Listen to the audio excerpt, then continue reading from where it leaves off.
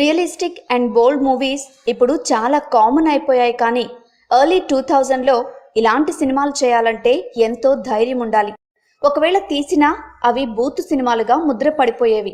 కానీ హిట్ సినిమాలుగానో మంచి సినిమాలుగానో పేరు తెచ్చుకోవడం అత్యంత అరుదు. అలాంటి కంటెంట్తో కల్ట్ స్టేటస్ పొందిన movie 7G Brindavan colony. Creative director Selvaraghavan రైటర్గా డైరెక్టర్గా తన మొదటి సినిమాతోనే పేరు తెచ్చుకున్నారు. కాదల్ కొండీన్ మూవీ హీరోగా ధనుష్కు బ్రేక్ ఇవ్వడంతో పాటు సెల్వరాఘవన్కు డైరెక్టర్గా కొంచెం డిఫరెంట్ ఇమేజ్ తెచ్చిపెట్టింది. తర్వాత ఏఎం రత్నం గారి బ్యానర్లో తన రెండో సినిమా కమిట్ అయ్యారు. తన కాలేజ్ డేస్లో జరిగిన ఇన్సిడెంట్స్ బేస్ చేసుకుని ఒక స్టోరీ రాశారు.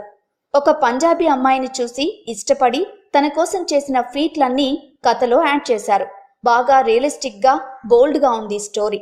హీరోగా సిద్ధార్థ్ కానీ మాధవన్ కానీ అనుకున్నారు.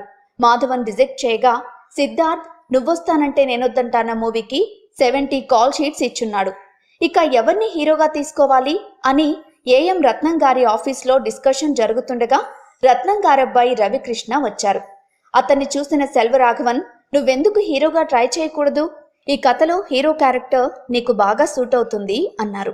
అయితే ఈ విషయాన్ని అతను సీరియస్గా తీసుకోలేదు. అయినా సెల్వ గారి ప్రోద్బలంతో లుక్ టెస్ట్ చేశారు.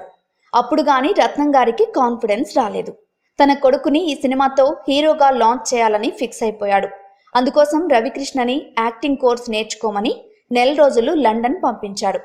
ఇక హీరోయిన్గా జెనీలియాని అడిగారు. స్టోరీలో హీరోయిన్ కూడా పంజాబీ అమ్మాయి కావడంతో తర్వాత నిజంగా పంజాబీ అమ్మాయి అయిన సోనియా అగర్వాల్ని సెలెక్ట్ చేశారు. హీరో హీరోయిన్స్తో ఒక ఫోటో షూట్ చేసి పర్ఫెక్ట్ మ్యాచ్ అని కన్ఫర్మ్ చేసుకున్నారు. మ్యూజిక్ డైరెక్టర్గా యువన్ శంకర్ రాజా. ఏఎం రత్నం గారి మూవీస్కు తెలుగులో కూడా క్రేజ్ ఉండడంతో సుధా, చంద్రమోహన్, సుమన్ శెట్టి లాంటి తెలుగు యాక్టర్స్ని ప్రాముఖ్యత గల పాత్రల్లో తీసుకున్నారు. మిగతా క్యాస్ట్ అండ్ క్రూని సెలెక్ట్ చేసుకుని 2004 మేలో షూటింగ్ ప్రారంభించుకుంది 7G బృందావన కాలనీ. చెన్నై వాహిని స్టూడియోలో సెట్స్ వేసి చాలా భాగం అక్కడే సినిమా తీశారు. ఏవిఎం స్టూడియోలో కొంత భాగం, హైదరాబాద్ రామోజీ ఫిల్మ్ సిటీ, అన్నపూర్ణ స్టూడియోలో ఇంకొంత భాగం షూటింగ్ జరుపుకుంది. బడ్జెట్ 3 కోట్లు.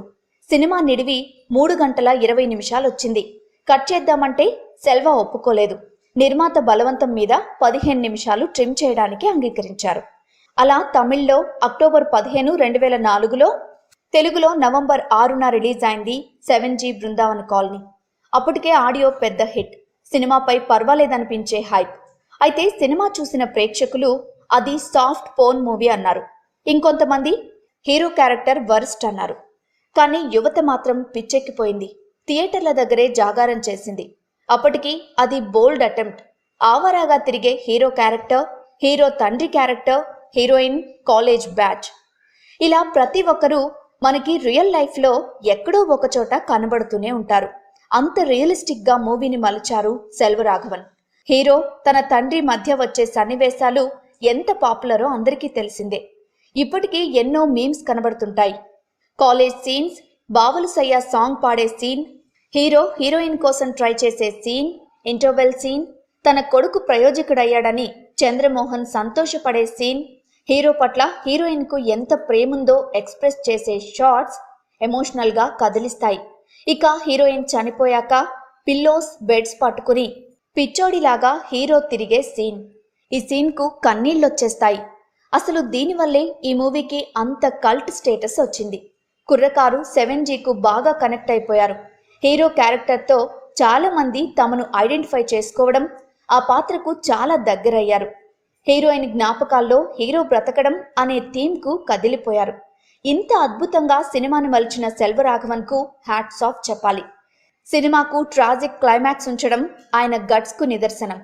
కెమెరా పనితనం టాప్ లెవెల్లో ఉండగా ముఖ్యంగా చెప్పుకోవాల్సింది యువన్ శంకర్ రాజా మ్యూజిక్ గురించి. అసలు తన ఆర్ఆర్ లేకపోతే ఈ సినిమానే లేదు అనేంత స్థాయిలో ఉంటుంది సంగీతం.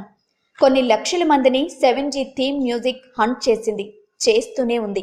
తన బ్యాక్గ్రౌండ్ మ్యూజిక్తో ఆడియన్స్ని ఏడిపించేశాడు యువన్. సాంగ్స్ కూడా ప్రతి ఒక్కటి బ్లాక్ బస్టర్. మేం వయసుకు వచ్చాం, కన్నుల బాసలు తెలియవులే, జనవరి మాసం, తలచి తలచి చూస్తే, ఈ సాంగ్స్ అన్నీ బంపర్ హిట్స్. ఇలా యూత్ అంతా 7Gని అద్భుతంగా ఆదరించారు. తమ ఫేవరెట్ మూవీస్లో ఒకటిగా నిలుపుకున్నారు. ఈ సినిమాతో సెల్వరాఘవన్ స్టార్ డైరెక్టర్గా, Yuvan Shankar Raja most wanted music director. హీరోకు మొదటి సినిమాతోనే బిగ్ బ్రేక్, హీరోయిన్ కు స్టార్ హోదా. ఇక 7G బృందావన్ కాలనీ బాక్సాఫీస్ విషయానికి వస్తే 3 కోట్లతో మూవీ తీస్తే ఓన్లీ తమిళ్ వర్షన్లోనే 10 కోట్ల షేర్ కలెక్ట్ చేసి సంచలన విజయం సాధించింది.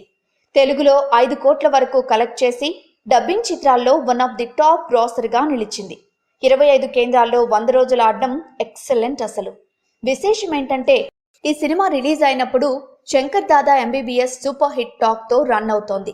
తరువాత మాస్, విజయేంద్ర వర్మ, బాలు, నా అల్లుడు, నువ్వొస్తానంటే నేనొద్దంటానా లాంటి సినిమాలు రిలీజ్ అయినా 7G బృందావన్ కాలనీ మీద ఏ మాత్రం ఎఫెక్ట్ చూపించలేకపోవడం ఈ సినిమా సాధించిన ఘన విజయానికి నిదర్శనం.